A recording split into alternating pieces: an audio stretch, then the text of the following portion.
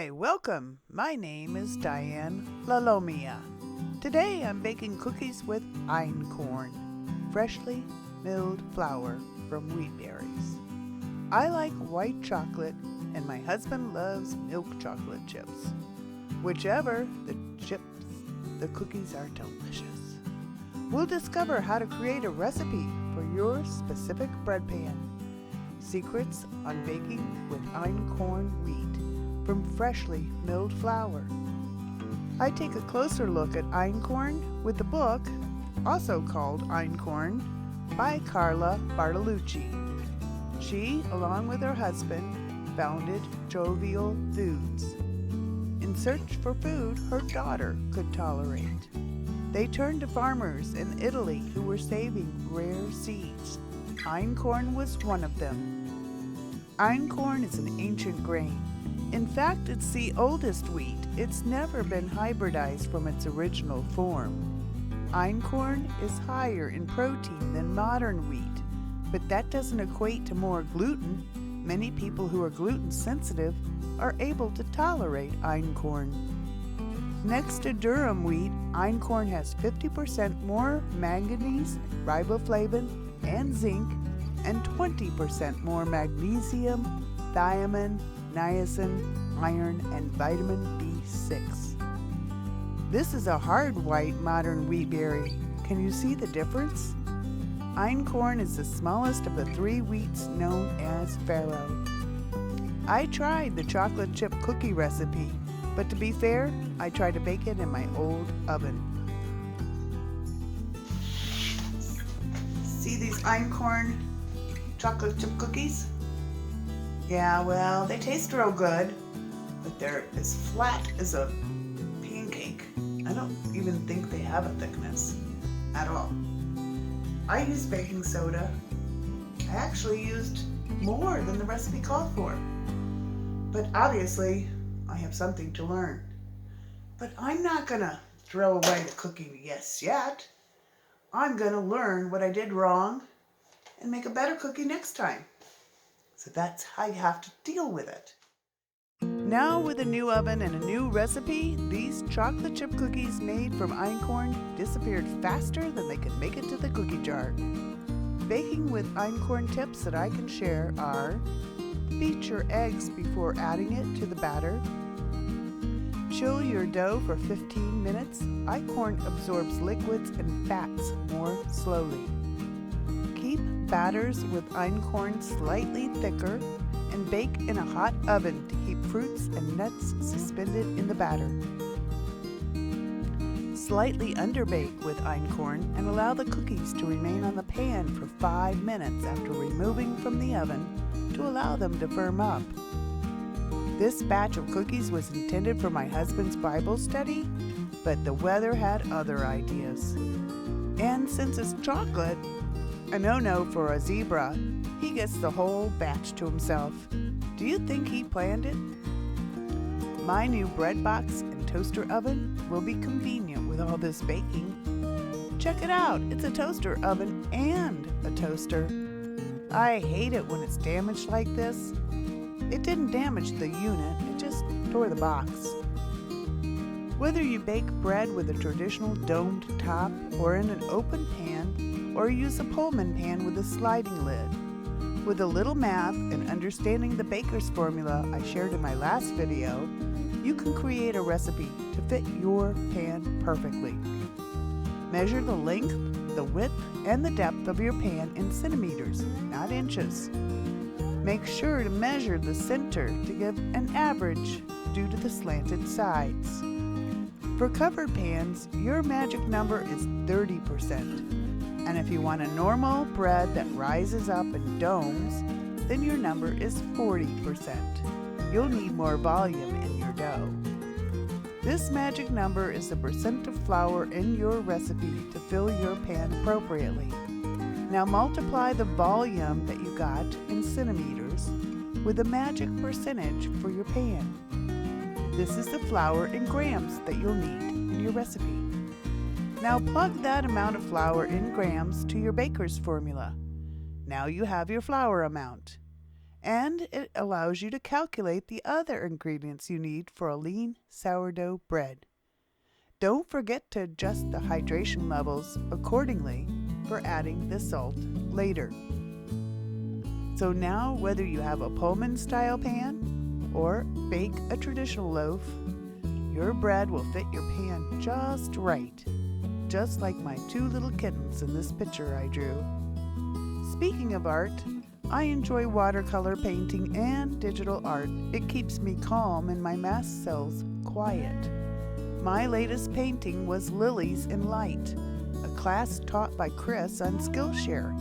I'll share a link in the video description for his classes. These oranges were done digitally on my tablet and reminds me that my vitamin C plus powder was supposed to arrive today, but because of snow, it's going to be next week. Mast cells and histamines are like a puzzle that I've been working on all my life, trying to figure out how the pieces fit. The big picture is understanding it all. It's a lot, and it's complicated. I'm glad I studied science as my minor. More importantly, I have a strong faith.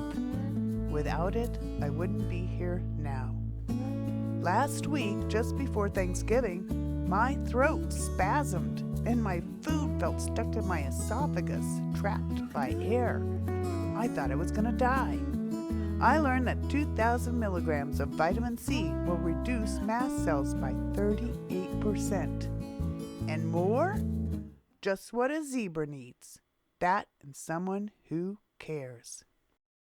I have just a few minutes to talk to you, just you and me, talking together about what it's like to be a zebra. All my life I thought I was the odd one. I was the one that was different and nobody understood. And the doctors made me feel worse. The tests that they did often were contraindicated, like the contrast mediums for a GI series would leave me sick for days, even sicker than I was to start. All my life I thought it was me, that there was something wrong with me, and I didn't understand. And I didn't know all the puzzle pieces of my health implications until I got this book.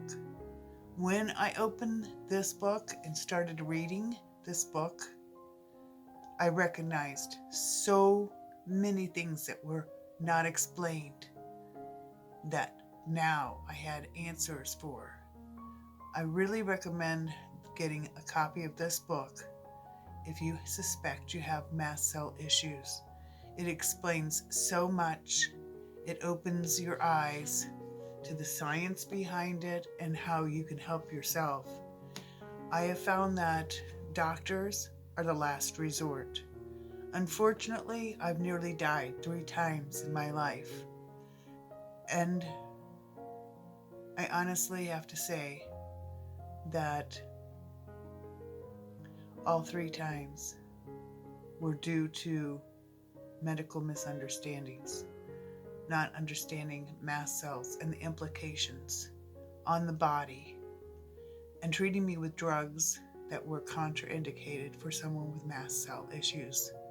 Please do yourself a favor, learn about mast cells. I have lots of resources on my blog. I invite you to take a visit to my blog.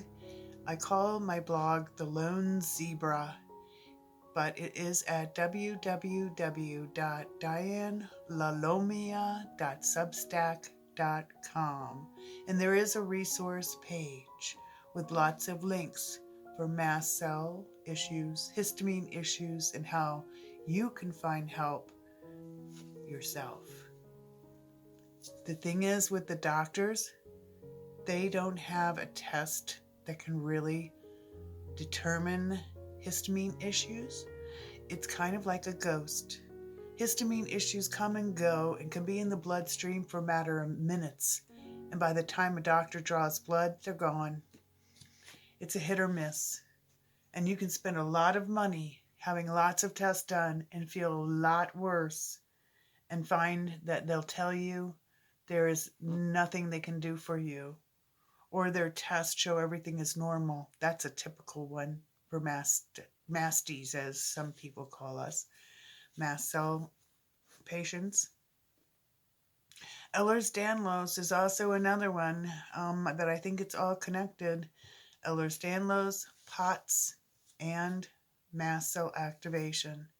It's called the trifecta. And as a matter of fact, she also wrote a book, The Trifecta, and I believe I have a copy, but I believe it's electronic form. But do yourself a favor, learn about histamines and find out for yourself by trying a low histamine diet. Just eliminate the foods that are high in histamine for 2 weeks. Not all your life. It's not the end of everything. Your diet can include a lot of lower and medium histamine foods. I can guarantee you that you will find on that list SIGHI, SIGHI, short acronym for Swiss Interest Group Histamine Intolerance. SIGHI. Search for it. You'll find it. It helped me, and it helps a lot of people. A lot of people argue that the lists are different, that there are different things on one list and there are on another. That could be the case, but everybody is different. Everybody has different triggers. What triggers me may not bother you at all. Unfortunately, I have issues with black pepper. That's in almost everything. When you go to a restaurant or you get prepared food, it's all got pepper if it's a savory type dish. There are milk in almost everything. If it's not a certain type of milk, an A2 milk, I can't digest it. That's how I started. My life was being sick at the age of 13 days old. Couldn't keep the milk down. Nobody had any answers for why, but I did have surgery at 2 months old before I almost died, starving to death for pyloric stenosis. And in the interim was given lots of antibiotics, blood transfusions, and at a delicate time of 13 days to 2 months old, when my microbiome should have been developing normally, was assaulted with starvation and antibiotics. So I've always had issues, and I don't think I even know what normal is like. Like Irma Bombeck says, normal is a setting on the dryer. And that's about all I know, too. So, what do I have to compare to? But I am learning what it's like to feel good. And now my biggest concern is gaining a little bit of weight back, because I kind of lost a bit more than I meant to. When I started eating freshly milled flour, both myself and my husband started losing some extra weight that we had hard time dropping. The fiber cleans the system out, and it's estimated 15 pounds is possible to lose when the fiber kicks in, if you know what I mean. But anyways, my videos are an attempt to help people in the food that I cook, to help you understand more about mast cells and histamines, and identify foods that you can cook too.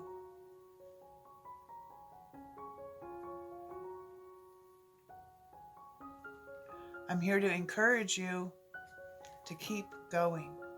It's not easy when everything seems to be going the wrong way and you don't have much support, because not too many people understand. But you know what? What people are calling long COVID is a mast cell issue. They seem to get a lot of sympathy because everybody knows about long COVID and COVID, but it's just mast cells that are gone rogue. And those people that are having issues should try a low histamine diet to get things calmed down. Their system's on fire and inflamed. So calming down all the inflammation is the number one thing to start with. And unfortunately, wheat is usually off the list of things to eat. Dairy is often problematic, and they're removed from the diet. But it's not necessary to completely give up all foods. That's the last thing that anyone wants to do. You want the nutrition from a diet done in moderation, understanding the triggers and only removing the triggers that are going to cause issues and keeping all of the other nutrients in your diet is important. Because when you start losing too much weight and your nutrition becomes a factor, it's hard, even harder, to get your health back on an even keel. So keep up your weight by keeping up your diet, by eating the things that love you back. I love you. Take care. Oh, and the recipe for the chocolate chip cookies? It came from Brenda. Thanks, Brenda. Her and her husband, Don Wardenberg, have the Wardenberg Family Farm YouTube channel. Check it out. And guess what? Their daughter, Anna, she has her own YouTube channel, Eller's Danlos Zebra. You see, she's a zebra too.